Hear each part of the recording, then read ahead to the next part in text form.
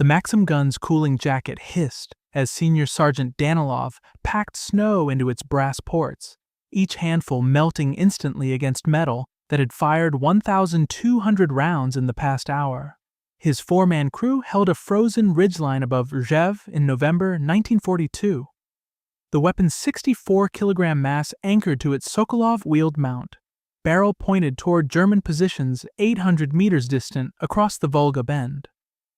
The PM1910 model they served represented 3 decades of Russian refinement since Tula Arms Plant first produced Hiram Maxim's recoil-operated design, its toggle lock mechanism cycling 7.62 by 54mm R cartridges through a 250-round canvas belt at 600 rounds per minute.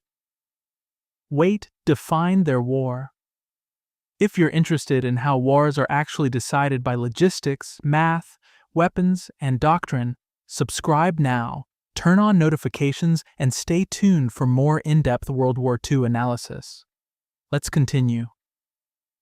The complete system, gun, mount, water jacket, ammunition, pushed past 67 kilograms, when fully loaded, transforming the crew into pack animals during repositioning.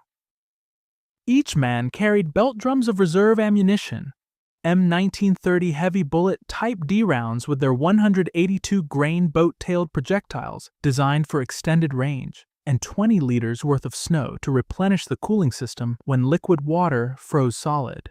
The rimmed cartridge feeding through Danilov's weapon was identical to those in the Mosin Nagant rifles and DP-28 light machine guns down the line.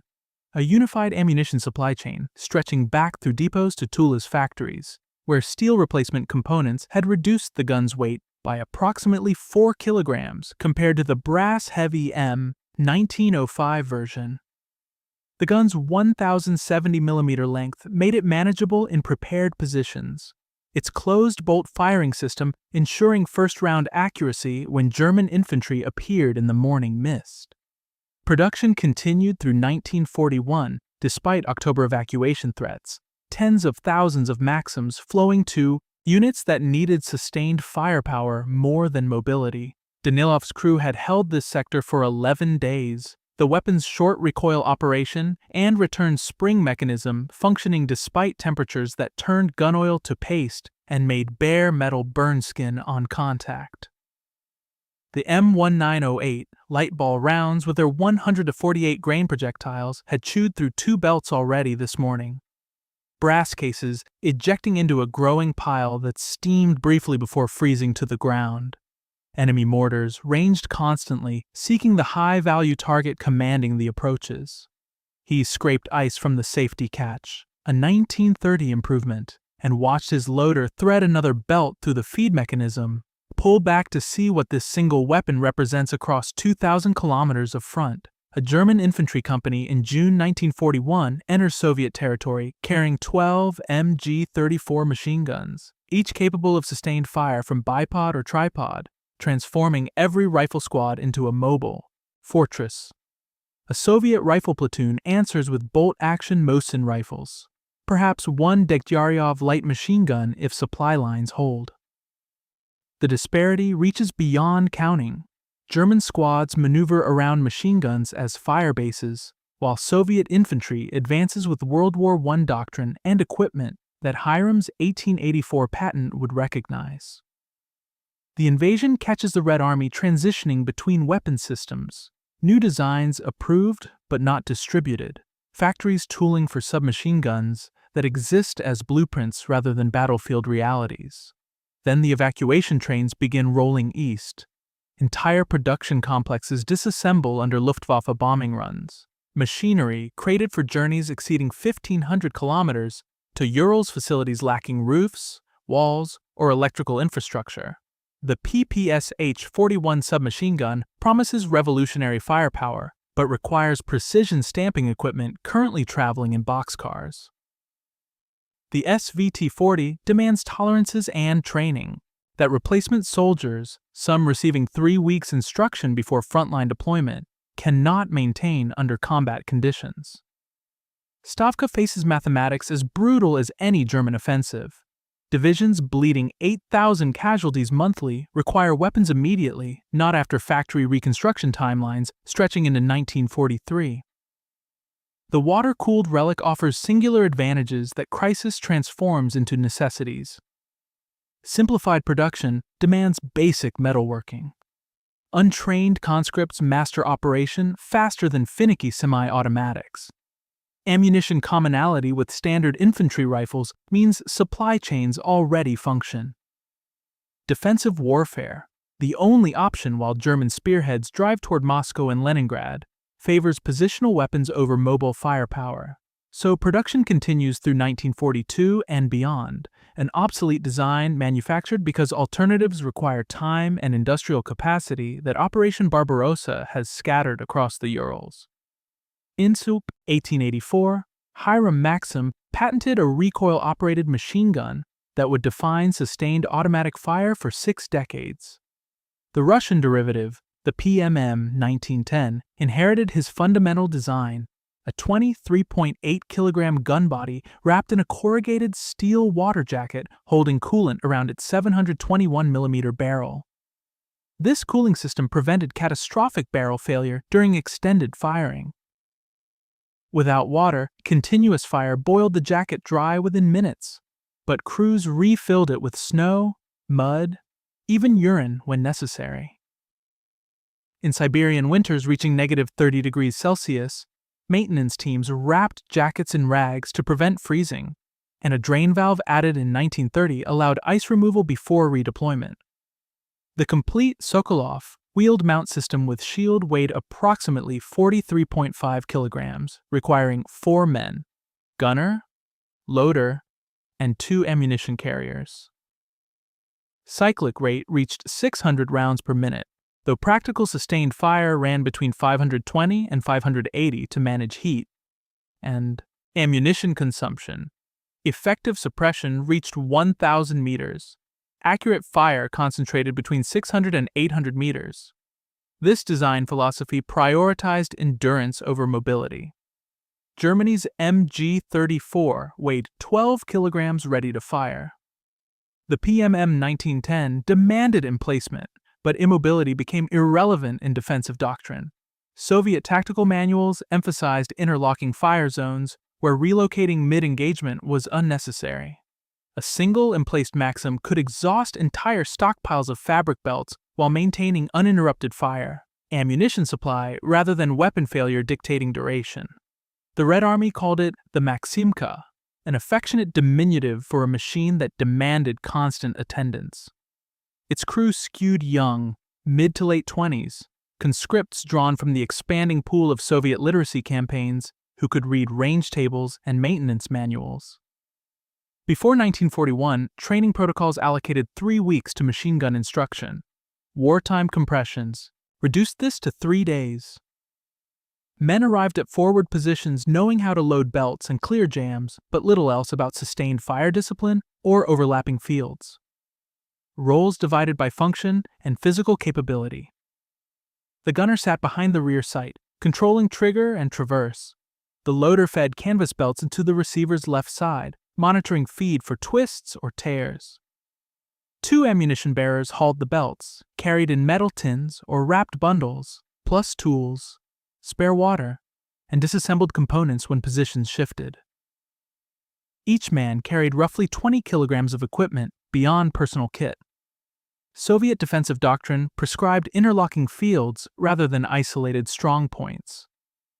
Multiple Maximkas positioned in mutually supporting arcs created kill zones where retreat from one weapon's fire drove attackers into another's envelope. Range cards mapped these overlapping sectors in precise degrees and distances. Crews drilled on coordinating traverse, limits to avoid gaps. Soldiers modified the Maximka for conditions Tula never anticipated. Winter operations demanded improvisation when the cooling jacket froze solid between engagements. Knowledge passed veteran to replacement in field instruction that formal training never provided. At Rzhev, Danilov trained replacements while German artillery bracketed Soviet positions. He taught them to feed belts without watching their hands, to traverse by feel during night defense, to judge barrel temperature by steam signature rather than touch. His students learned that the weapon's mass anchored defensive positions but also trapped crews in prepared emplacements. The gun sat in its pit. Around it, young men learned to feed its appetite. The Maxim's barrel touched the crumbling brick of Brest fortress on June 22, 1941, as Wehrmacht artillery shattered the morning quiet.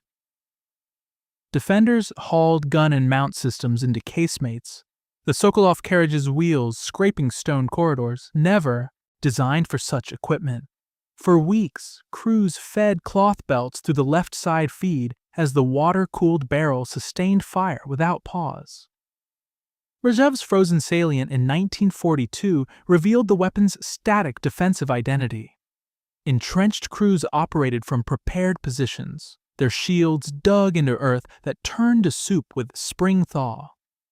Immobile in mud without improvised sleds, guns remained fixed as German assaults ground against interlocking fields of fire. Stalingrad's rubble transformed Doctrine in winter 1942-43. Close-range urban combat favored submachine guns, yet Maxims anchored strong points where interlocking basement positions channeled German advances into kill zones. Water jackets hissed steam in frozen air, the sustained fire capability turning cellars into death traps. Kursk in July 1943 returned the weapon to its engineered purpose. Prepared defensive belts featured dug-in positions with pre-calculated range cards, crews applying arithmetic for elevation, adjustments as panzer formations approached. The non-disintegrating belt system eliminated magazine change pauses during massed armor attacks, barrels sustained by water cooling through hours of engagement. Berlin streets in April 1945 forced offensive employment against original Doctrine. Crews advanced with infantry, the Sokolov mount towed across rubble, its total system weight shared among exhausted men. Muzzle flashes lit smoke-filled intersections at ranges measured in meters, not the hundreds envisioned in 1910. Crew casualty rates told a different story. German Doctrine prioritized Maxim positions during fire and maneuver assaults. MG-42 teams suppressed gun shields while rifle squads flanked. Snipers targeted gunners. Artillery bracketed coordinates where steam vented from water jackets. The weapon's sustained fire invited concentrated response, a position drew the attention entire platoons reserved for bunkers. Operational lifespan measured in weeks. Replacement crews arrived from depot battalions with minimal instruction, inheriting guns whose serial numbers predated the revolution. Soviet industry answered by maintaining production across evacuated and established facilities in 3 shifts. The mathematics revealed scale. Rifle cartridges fed Mosin Nagants, SVT-40S, and every water-cooled machine gun across 11 time zones, a unified logistics chain stretching from Murmansk to Vladivostok. 1 ammunition type, 1 caliber. Millions of tons shipped westward on railcars that returned carrying wounded. The weapon outlived the war by generations.